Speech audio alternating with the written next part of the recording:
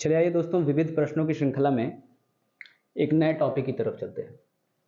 जैसा कि मैंने कहा था कि विविध प्रश्नों की जितनी भी श्रृंखला होगी उसमें हम कई वीडियोस लेकर आएंगे। ये हमारा जो वर्तमान वीडियो है, इसमें हम करेंगे महापुरुषों की समाधि स्थल, महापुरुषों के बारे में, उनके उपनाम, उनके समाधि स्थल, उनके जन्म स्थल, मृत्यु, उनसे रिलेटेड ईस्वी सन, ये सारी चीज़ें पूछता रहता है अक्सर एग्जाम्स में। इन चीज़ों को ध्यान में रखते हुए हमारी जिम्मेदारी बन जाती है कि चीज़ों को प्रॉपर तरीके से किया जा सके। चलिए आइए जो नया टॉपिक है उसे करते हैं। आज का हमारा टॉपिक होगा इस क्लास के लिए महापुरुषों का समाधि स्थल। दोस्तों इसे बहुत ज़्यादा धीमा भी नहीं करेंगे, तेजी से करेंगे, पढ़ते हुए चलेंगे। एक क्विक रिवीजन होगा और हम देखेंगे कि किस महापुरुष की समाधि स्थल किस जगह पे है। चलिए शुरुआत करते हैं। सबसे पहले महात्मा गांधी। महात्मा गांधी की समाधि कहाँ पर बनी है? महात्मा गांधी की समाधि बनी है राजघाट, नई दिल्ली पर। पूछता है दोस्तों कि राजघाट किस व्यक्ति की समाधि से संबंधित है? तो राजघाट महात्मा गांधी की समाधि से संबंधित है। दोस्तों कहाँ है राजघाट? नई दिल्ली में। महात्मा गांधी का जन्म कब हुआ था? 2 अक्टूबर सन 1869 को गुजरात के पोरबंदर में, और 1948 में उनकी मृत्यु हुई। चलिए, तो महात्मा गांधी की समाधि कहाँ है? राजघाट, नई दिल्ली। अगला देखते हैं, डॉक्टर राजेंद्र प्रसाद। डॉक्टर राजेंद्र प्रसाद के समाधि स्थल को क्या कहते हैं? डॉक्टर राजेंद्र प्रसाद के समाधि स्थल को महाप्रयाण घाट कहते हैं। क्या कहते हैं? ये कहाँ पर है? पटना में है। बिहार के दिग्गज नेता रहे हैं डॉक्टर राजेंद्र प्रसाद। इन्हें देश रत्न या इसके अलावा अजात शत्रु जैसी उपाधियों से संबोधित किया जाता है। तो डॉक्टर राजेंद्र प्रसाद की समाधि किस जगह पर है? महाप्रयाण घाट, पटना। याद रखेंगे दोस्तों, 1884 में इनका जन्म हुआ था, 1963 में इनकी मृत्यु हुई। भारत के संविधान सभा के प्रथम अस्थायी अध्यक्ष थे। 11 दिसंबर सन 1946 को जब संविधान सभा की दूसरी बैठक हुई तो उसमें अध्यक्ष के रूप में जिस व्यक्ति को चुना गया था, उन्हीं का क्या नाम है? डॉक्टर राजेंद्र प्रसाद। भारतीय स्वतंत्रता आंदोलन के एक बहुत शानदार नेता, बहुत शानदार नायक रहे हैं। चलिए आइए, और गणतंत्र भारत के प्रथम राष्ट्रपति भी रहे हैं। 2 कार्यकालों के लिए इन्हें चुना गया है। अगले हैं जवाहरलाल नेहरू। दोस्तों जवाहरलाल नेहरू की समाधि स्थल का क्या नाम है? जवाहरलाल नेहरू की समाधि स्थल को हम शांतिवन कहते हैं। क्या कहते हैं? शांतिवन कहते हैं। पूरे विश्व को शांति और समृद्धि का संदेश देने वाले भारत के प्रथम प्रधानमंत्री जवाहरलाल नेहरू, जिनका जन्म 1889 में हुआ था और जिनकी मृत्यु 1964 में हुई, इनकी समाधि स्थल का क्या नाम है? शांतिवन। क्या नाम है दोस्तों? शांतिवन जवाहरलाल नेहरू की समाधि स्थल का नाम है। भारत के प्रथम प्रधानमंत्री बनाए गए जवाहरलाल नेहरू। इसके अलावा कांग्रेस के कई अधिवेशनों की अध्यक्षता की। 1929 में जब ये कांग्रेस के लाहौर अधिवेशन की अध्यक्षता कर रहे थे दोस्तों, बड़ा ही इंपॉर्टेंट अधिवेशन है। इस अधिवेशन में लाहौर से पूर्ण स्वराज की घोषणा की गई थी। कांग्रेस के मंच से पहली बार पूर्ण स्वराज की घोषणा की गई थी, और इस अधिवेशन की अध्यक्षता कौन कर रहे थे? जवाहरलाल नेहरू कर रहे थे, नेहरू साहब कर रहे थे। चलिए, समाजवाद के समर्थक हैं, बहुत बड़े समर्थक थे। अगले व्यक्ति के बारे में पढ़ते हैं, डॉक्टर भीमराव अंबेडकर। डॉक्टर भीमराव अंबेडकर की समाधि स्थल को दोस्तों कहते हैं चैत्य भूमि। क्या कहते हैं? चैत्य भूमि। ये कहां पर है? मुंबई में है। चैत्य भूमि कहां पर है? मुंबई में है। 1891 में महान स्वतंत्रता नायक हम कह सकते हैं डॉक्टर भीमराव अंबेडकर को। हम दलित अधिकारों का बहुत बड़ा वक्ता कह सकते हैं, कहते हैं। इनका जन्म 1891 में हुआ और 1956 में इनकी मृत्यु होती है। 1956 में इनकी मृत्यु होती है। अपनी मृत्यु के कुछ समय पहले इन्होंने अपने बहुत सारे अनुयायियों के साथ बौद्ध धर्म भी अपना लिया था। डॉक्टर भीमराव अंबेडकर, चैत्य भूमि। दोस्तों भारतीय संविधान की जो प्रारूप समिति थी, जिसे हम ड्राफ्टिंग कमेटी कहते थे, उस ड्राफ्टिंग समिति के अध्यक्ष कौन थे? डॉक्टर भीमराव अंबेडकर। इसी ड्राफ्टिंग समिति को कभी कभी पांडुलेखन समिति भी कहते हैं। इसी ड्राफ्टिंग कमेटी को, जैसा कि कहा, प्रारूप समिति भी कहते हैं। डॉक्टर भीमराव अंबेडकर को इनके योगदानों के कारण भारतीय संविधान का पिता भी कभी कभी कहा जाता है, कि इन्होंने मतलब संविधान के निर्माण में सबसे प्रमुख योगदान दिया है। चलिए आइए अगले व्यक्ति को देखते हैं, जिनका नाम है मोरारजी देसाई। मोरारजी देसाई। मोरारजी देसाई की जहां समाधि है उसका क्या नाम है? अभय घाट। अभय घाट। ये कहां पर है? अहमदाबाद। अभय घाट अहमदाबाद में मोरारजी देसाई की समाधि है। 1896 में इनका जन्म हुआ था और 1995 में इनकी मृत्यु हुई थी। दोस्तों, मोरारजी देसाई ऐसे पहले गैर कांग्रेसी नेता हैं। वैसे पहले तो ये कांग्रेस के नेता थे, लेकिन बाद में कांग्रेस के शीर्ष नेतृत्व से कुछ मामलों में दूरियां बनने के कारण जनता पार्टी के नेतृत्व में जब सबसे पहली बार सरकार बनी, गैर कांग्रेसी सरकार बनी, तो उसके प्रधानमंत्री के तौर पर, यानी भारत के प्रधानमंत्री के तौर पर कौन नियुक्त हुआ? मोरारजी देसाई नियुक्त हुए थे। इनकी समाधि कहां पर है? अभय घाट अहमदाबाद में है। अभय घाट अहमदाबाद। तो दोस्तों, हमने किसकी पढ़ी समाधियां अभी तक? महात्मा गांधी की राजघाट नई दिल्ली में, डॉक्टर राजेंद्र प्रसाद की महाप्रयाण घाट पटना में, जवाहरलाल नेहरू की शांतिवन नई दिल्ली में, डॉक्टर भीमराव अंबेडकर की समाधि का नाम है चैत्य भूमि मुंबई में, और मोरारजी देसाई की समाधि का नाम है अभय घाट। ये कहां पर है दोस्तों? अहमदाबाद में है। आइए देखते हैं गुलजारी लाल नंदा के विषय में। गुलजारी लाल नंदा, जिनके विषय में हम सभी जानते हैं कि 1964 में जब जवाहरलाल नेहरू की मृत्यु हो जाती है, तो जवाहरलाल नेहरू की मृत्यु के बाद अचानक से भारतीय राजनीति में एक सूनापन आ जाएगा, क्योंकि कौन भारत का प्रधानमंत्री बनेगा, इतने महान व्यक्ति का स्थान कौन लेगा, ये बड़ा अनिश्चित हो जाता है। ऐसी परिस्थिति में कार्यवाहक प्रधानमंत्री के रूप में जिस व्यक्ति को नियुक्त किया जाता है, उनका नाम क्या था? गुलजारी लाल नंदा। एक बार पुनः गुलजारी लाल नंदा को भारत का प्रधानमंत्री बनाया जाएगा।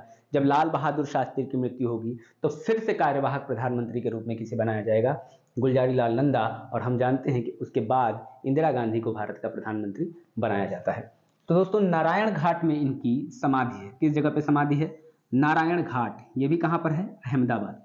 इंपॉर्टेंट समाधियां आपसे पूछ लेगा कि राजघाट किसकी समाधि है, तो आपको बताना पड़ेगा कि महात्मा गांधी की। शांतिवन नई दिल्ली में किसकी समाधि है? तो जवाहरलाल नेहरू की। नारायण घाट अहमदाबाद में किसकी समाधि है? तो गुलजार लाल नंदा की। खासतौर पर स्टाफ सिलेक्शन कमीशन SSC अपने एग्जाम्स में ये चीजें पूछता रहता है। अगर आप बिहार का टीचर का पेपर दे रहे हैं तो इसके लिए भी बहुत ज़्यादा इंपॉर्टेंट है। इसके अलावा BPSC हो गया, UPPCS में इन प्रश्नों की संभावना काफ़ी बनी रहती है। या आप मेंस में भी लिख रहे हैं तो आप अपने उत्तर को थोड़ा सा मॉडिफाई, थोड़ा सा बेहतर करने के लिए कहीं लिख सकते हैं। ये चीज़ें अगर आपको इन्फॉर्मेशन पता है तो उससे रिलेटेड अगर आपसे पूछा जाए तो आप उन चीज़ों को वहाँ पर डाल सकते हैं। आइए अगला देखते हैं। चौधरी चरण सिंह। चौधरी चरण सिंह भारत के महान किसान नेता चौधरी चरण सिंह, इनकी समाधि का नाम भी किसान घाट है। क्या नाम है इनकी समाधि का? किसान घाट। और ये समाधि है कहाँ? ये समाधि है नई दिल्ली में। चौधरी चरण सिंह की समाधि कहाँ है? नई दिल्ली में। चौधरी चरण सिंह की समाधि नई दिल्ली में। 1902 से 1987 तक रहे हैं चौधरी चरण सिंह। अक्सर एक प्रश्न पूछता है कि वह कौन भारत का प्रधानमंत्री है जिसने कभी किसी संसद के अधिवेशन में हिस्सा नहीं लिया। आमतौर पर बहुत ही छोटा कार्यकाल रहा। जब जनता पार्टी की सरकार में ये भी प्रधानमंत्री बने थे, लेकिन चौधरी चरण सिंह बहुत ही अल्प समय के लिए प्रधानमंत्री बने और इस दौरान संसद का कोई अधिवेशन आयोजित ही नहीं हो रहा था जिस दौरान वो प्रधानमंत्री थे। तो यही कहा जाता है कि कौन सा एक ऐसा प्रधानमंत्री जिसने कभी किसी संसद के किसी एक बैठक में हिस्सा नहीं लिया। तो चौधरी चरण सिंह। किसान घाट इनकी समाधि स्थल का नाम है। अगला देखते हैं। भारत के महान हम ये कह सकते हैं भारत के महान प्रधानमंत्री लाल बहादुर शास्त्री। इनका भी जन्म कब हुआ? 2 अक्टूबर 1904 को, जिस दिन महात्मा गांधी का जन्म हुआ। 1904 से लेकर 1966, महात्मा गांधी का जन्म 2 अक्टूबर 1869 को हुआ था। इनका जन्म 2 अक्टूबर 1904 को हुआ है। 1904 से 66, 62 वर्ष की आयु में इनकी मृत्यु हो गई। इनकी समाधि का नाम है विजय घाट। विजय घाट रखने का एक उद्देश्य ये हो सकता है कि 1965 के भारत पाकिस्तान के युद्ध में हमने पाकिस्तान को बड़ी शानदार शिकस्त दी थी। उस समय भारत की प्रधानमंत्री के रूप में छोटे कद के व्यक्ति होने के बाद इतनी शानदार नेतृत्व किया कि जिसके कारण हमें 1965 में विजय मिली। और इनकी समाधि का क्या नाम है? विजय घाट। ये कहाँ पर है दोस्तों? नई दिल्ली में ये समाधि है। अगला प्रश्न है जगजीवन राम के विषय में। जगजीवन राम की समाधि स्थल को हम किस नाम से जानते हैं? समता स्थल।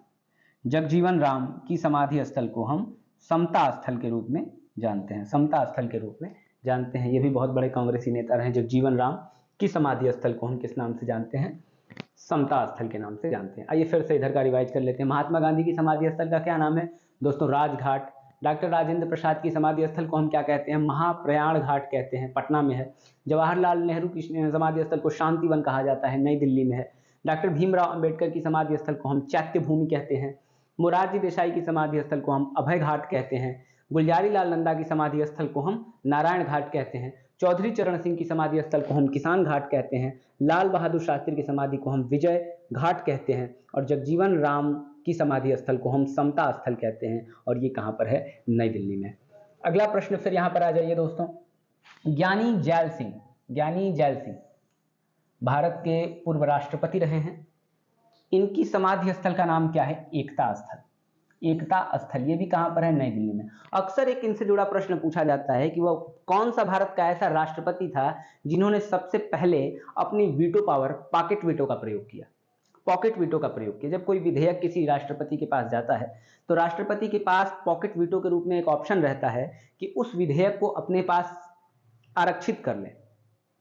अब किसी विधेयक के लिए यह तय नहीं होता कि उस विधेयक को कितना जल्दी पास किया जाना चाहिए। तो पोस्ट ऑफिस विधेयक से संबंधित एक मामला था। जब राजीव गांधी के समय में वो विधेयक यानी जैल सिंह के पास हस्ताक्षर के लिए पहुंचा तो उन्होंने उस विधेयक को स्वयं के पास क्या कर लिया? आरक्षित कर लिया। तो ये काफी इंपॉर्टेंट है, ज्ञानी जैल सिंह के बारे में पूछता है। पंजाब के बहुत बड़े नेता रहे हैं, कांग्रेसी नेता ज्ञानी जैल सिंह। इनकी समाधि स्थल को हम क्या कहते हैं? एकता स्थल कहते हैं। आइए दोस्तों देखते हैं आयरन लेडी को। Iron lady of India, Bharat की लौह महिला के नाम से जाने जाने वाली इंदिरा गांधी। इंदिरा गांधी के दोस्तों समाधि स्थल को हम क्या कहते हैं? शक्ति स्थल कहते हैं। बिल्कुल कहना भी चाहिए। 1971 बांग्लादेश लिबरेशन वार, बांग्लादेश की आज़ादी के लिए, बांग्लादेश की स्वतंत्रता के लिए, या यूं कहें कि पाकिस्तान के एक हिस्से पूर्वी पाकिस्तान को पश्चिमी पाकिस्तान से अलग करने के लिए, इसमें भारत ने जो शानदार, मतलब हम कह सकते हैं कि ये युद्ध लड़ा। आमतौर पर 1971 की वॉर में, तो उस समय भारत की प्रधानमंत्री कौन थी? इंदिरा गांधी।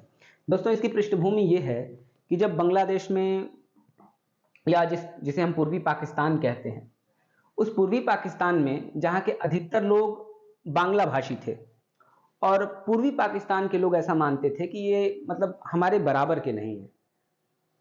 जब वहाँ पर चुनाव हुए और पूर्वी पाकिस्तान में बड़े पैमाने पर बहुमत अगर देखा जाए तो पूर्वी पाकिस्तान का होता, सरकार उनकी बनती, लेकिन इसे पश्चिमी पाकिस्तान यानी आज जो पाकिस्तान है उसके हिस्से के लोगों ने स्वीकार नहीं किया। वहां पर सेना भेजी गई, उन पर जुर्म किए गए। परिस्थिति ये हुई कि उस पूर्वी पाकिस्तान से बड़ी संख्या में लोगों का पलायन हुआ, बड़ी संख्या में लोगों का पलायन हुआ भारत की तरफ, खासतौर पे असम, नॉर्थ ईस्ट के अन्य राज्यों में, उत्तर पूर्व के राज्यों में, जिससे वहां पर स्थिति बहुत ही ज्यादा खराब होने लगी। और अब जरूरी हो गया था कि भारत इन युद्धों में क्या करे? भारत इस परिस्थिति में दखल दे, क्योंकि भारत की आंतरिक सुरक्षा पर खतरा उत्पन्न हो गया था। इस समय भारत की सेना के जनरल थे सैम मानेकशॉ, जिन्हें बाद में फील्ड मार्शल की उपाधि दी गई। सैम मानेकशॉ साहब थे, और इस युद्ध में जब हमने जीता तो इंदिरा गांधी की समाधि स्थल को अब किस नाम से जाना जाता है दोस्तों? याद रखेंगे, शक्ति स्थल के नाम से जाना जाता है। 1984 में हम सभी जानते हैं कि इंदिरा गांधी की मृत्यु तब होती है जब इनके ही अंगरक्षकों ने इन्हें गोली मार दी थी, तब इनकी मृत्यु हो जाती है।